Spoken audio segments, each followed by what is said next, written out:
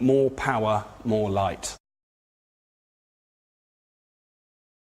It's a Victorian motto from turn of the century where they were building power stations and things in the area. And it was kind of like a revival, I imagine, from the kind of slums and the kind of real... It was the first kind of birth of the area.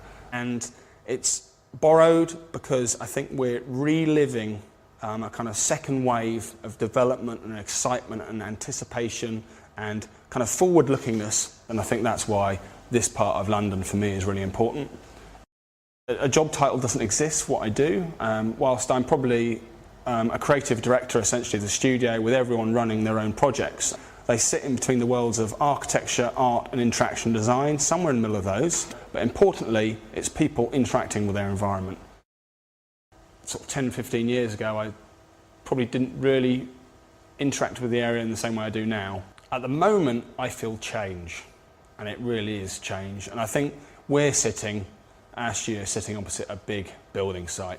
But for me, that's very exciting. You walk through every day, there's something new happening. Something's being demolished or built, there's a new business, and it's got that kind of real feel of kind of cutting edge, lots of new things happening. You're riding this kind of wave of kind of expectation and kind of new things. And probably slightly more commercial, it's making more money for itself.